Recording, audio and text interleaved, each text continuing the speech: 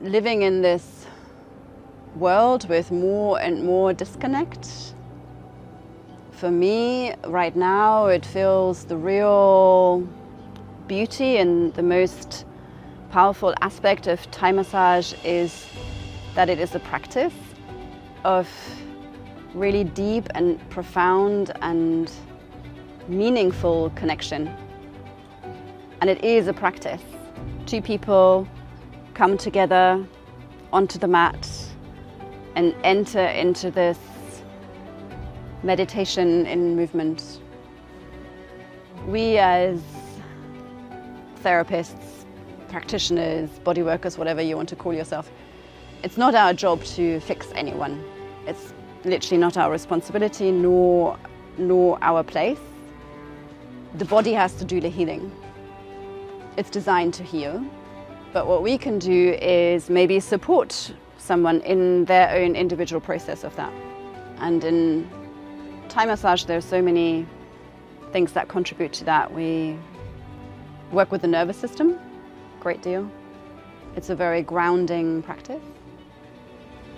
We restore mobility, vitality, circulation, energy flow in the body. We do that through the acupressure, but also through all of the movement that we have in Thai massage, the stretches, the twists, the rocking.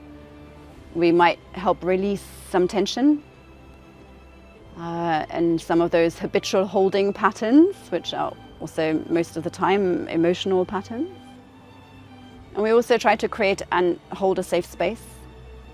You know, I trained over some weekends, spread over some months, and in between you went back to your day-to-day life, and that was also great because it was more spacious, obviously, and you had a lot of chance to practice in between, and then you could come back with lots of questions. So there was already a lot of integration going on. And I've run a few trainings like that. And then I started running residential trainings, and I immediately noticed the difference.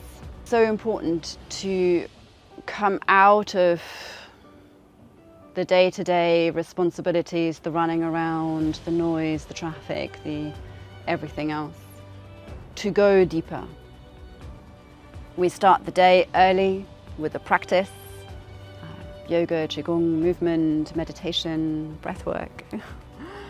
We then have class, and we also have a lot of breaks so that we can rest, we can integrate, we can jump in the pool, we can soak up the sunshine, we can read a book, we can go for a walk. We also get to rest, we can go to bed early, we can go to sleep and be really nourished during those 2 weeks.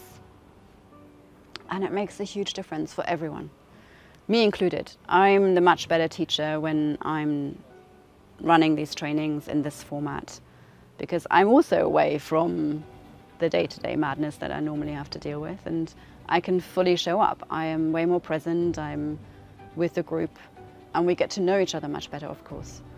So there is also a community living aspect to it. We're here, and that has challenges for sure. And with an amazing group, you support each other. And that's so precious, again, also especially in the world we live in today, of all of that disconnect.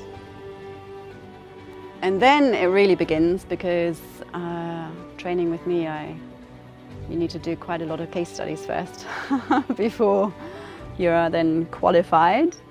I think that's really when it comes all alive, when you start working with people out there in the real world who come with real issues, where you really build your confidence, where you really start to fully embody all of the principles in the practice, where you go deeper into the presence, the connection, the intentions.